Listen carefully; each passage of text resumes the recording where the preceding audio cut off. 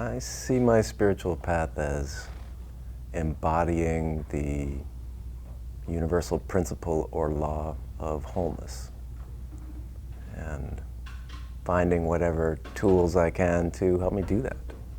I believe that this is one of the reasons that I'm drawn to Pathwork is that, I am really confronting and earnestly looking at the way that I mask my true feelings and my true intentions and trip myself up with my unconscious conditioning. And, this can take a variety of forms, just in the way that I respond to people sometimes and get reactive or defensive. Can be a personal favorite I have is to withdraw from conflict rather than going into what's necessary to be transformed. And so this is, I'm sure it's a lifelong project to really sort of work with and root out those ways that I react and am inauthentic. I had taken one of the books of lectures, this one's called Fear No Evil, out with me to Wyoming when I went snowboarding this winter, and just for some light reading. And as I was lying there in bed after a day up on the slopes, I flipped to that lecture and started reading it. And although I'd heard those concepts before in different ways, for some reason at that time and place it went in a different way. And I had a really beautiful and challenging insight into myself that was very liberating.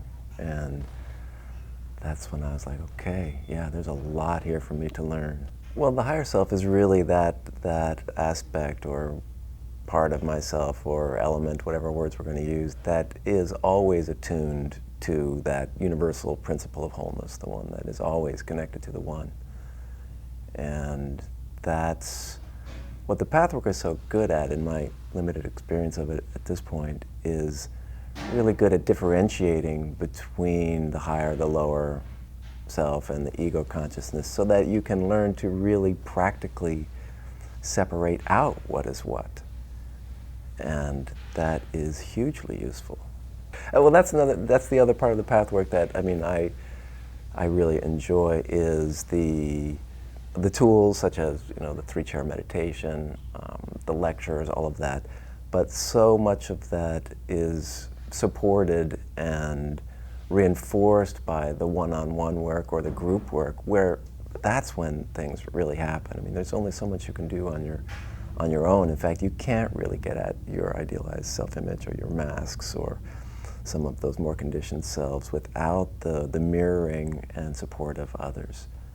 And so the 3-chair meditation and group or with the self or whatever, that's a great adjunct to the loving confrontational work that Pathwork brings around.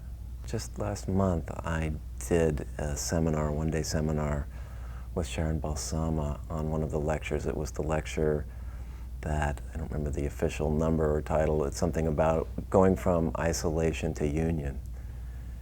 And we spent the morning looking at that lecture and doing some work. In fact, one of the meditations was very useful, in which she said, okay, look, I've got this magic wand and I'm going to go around, I'm going to tap each of you on the shoulder, and you will instantly be in harmony, in union with the divine.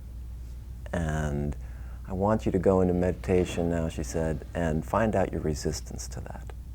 What's your resistance right now to that? And so it was very interesting because because the purpose of it, she told us in advance, was to kind of root out the misconceptions we have about being in union. And one of the things that came up for me was that I had this misconception that in being in union with the divine, I was going to be separate from others, that I would not understand them or they wouldn't understand me, or in some way that would actually accentuate the sense of separation that I already had. And getting that surfaced was really useful and something tangible to work with. The truth is, the more that we are in union, the more we are in connection with all. I mean, that's, even logically, that's so clear.